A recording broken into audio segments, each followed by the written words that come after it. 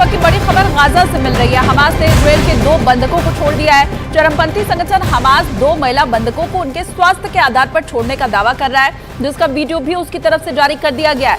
Israeli media के मुताबिक दोनों ही महिलाएं तेल अवीव पहुंच चुकी हैं। तस्वीर इस वक्त आपके सामने है। स्वास्थ्य के आधार पर ये दोनों महिलाएं छोड़ी गई हैं। दरअसल दोनों महिलाएं बुजुर्ग हैं और ऐसे में हमास ने इन दोनों महिलाओं को जब छोड़ा, तेल अवीव ये महिलाएं पहुंची तो उसका वीडियो भी जारी किया गया। ये हमास के लड़ाके हैं जिनके साथ दोनों महिलाओं को जाते हुए इन तस्वीरों में आप देख सकते हैं। हमास के पास अभी और भी इजरायल के बहुत से बंधक हैं, लेकिन उन्हें छोड़ने के एवज में कई शर्तें हमास रख रहा है। फिलहाल इन सब के बीच इन 2 महिलाओं को, चूंकि ये बुजुर्ग हैं, इनका स्वास्थ्य ठीक नहीं है, इसी आधार पर हमास की तरफ से रिहा किया गया है।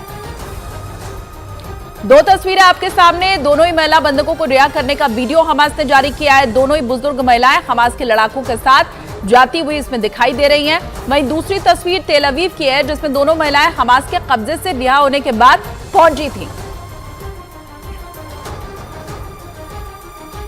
तो तस्वीरें इस वक्त हम आपको दिखा रहे हैं। हमास जो कि लगातार अपने बंधकों के साथ बुरा सलूक कर रहा है, ऐसे में 2 महिला बंधकों को छोड़ा गया है उसकी तरफ से, सिर्फ इसलिए क्योंकि ये बुजुर्ग महिलाएं हैं, इनका स्वास्थ्य ठीक नहीं है। पहले ये कहा जा रहा था कि 50 बंधकों को हमास रिहा करेगा, इसके लिए बातचीत भी हो चुकी थी। कई मीडिया रिपोर्ट्स में दावा किया गया था कि बंधकों को रिहा किया जाएगा, लेकिन बाद में इन 2 महिला बंधकों को तो हमास ने रिहा कर दिया।